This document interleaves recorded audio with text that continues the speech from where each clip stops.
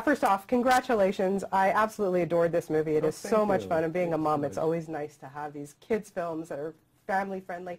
How important is it for you, Robert, to, you make your adult type films, but then to always revert back to the family type stuff? That's got to be very important for you. Yes, I mean, I started that way.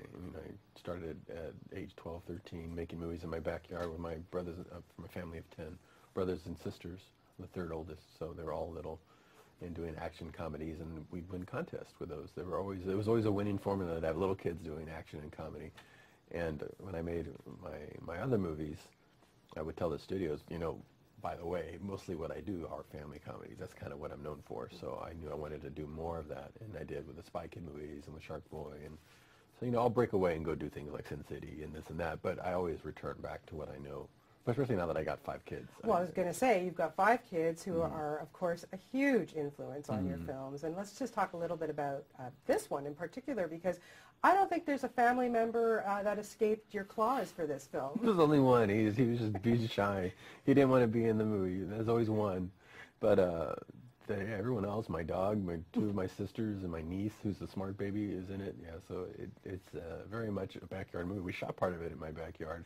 It was done very quickly, very fun, and I would just grab anyone I could and stick them in the movie. Finding your leads for this, I mean, you know best. I mean, especially looking at the kids that you've worked with in the past with Spy Kids and Shark Boy, and look what they've all become. They're all fantastic kids. I don't know how you have an eye for this, but in this, like, these kids were fantastic. Were these kids, people who had your eye on, or how did you get to There's choose always them? new kids because they grow so fast. So I had my casting, agent bring in just what new kids were out there in this age group that I needed between 9 and 12, and we just kept whittling it down to the finalists, and just went to people that it's very subjective, the ones that you get along with, and you can tell they've got this thing.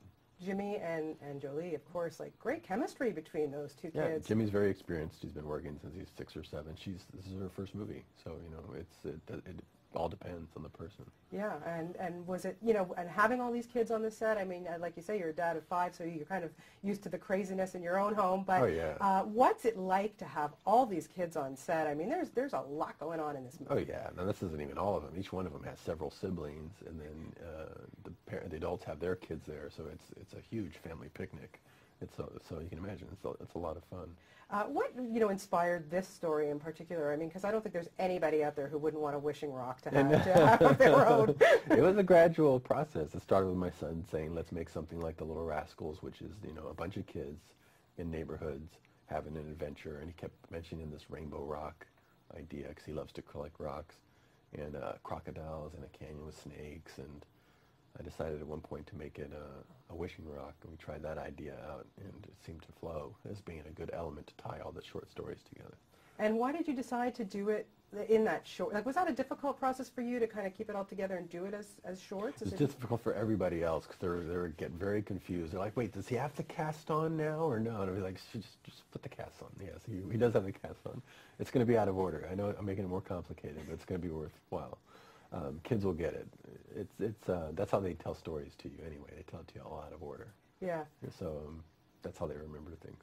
Booger Monster, did you? That's an old idea. That's from 22 years ago. Yeah. I came up with that for one of my short films with my family, and I didn't have the means to do it back then. So now technology caught up with my brainstorm, and I was able to. Well, we hope at the end of this, kids will learn not to pick their noses anymore. Well, that was the main thing. Yeah. That line is, I told you not to pick your nose, see what happens. That's kind of what I've been telling one of my sons. So look, you're doing it again. Wait till you see the movie. You're going to see. He hasn't seen the movie yet. Well, he'll enjoy it. Well, you've done a fantastic job. I don't know how you keep it all together, but you always give us such great stuff. Thank you so much. It's always a pleasure to talk to you. I appreciate that. Thank you.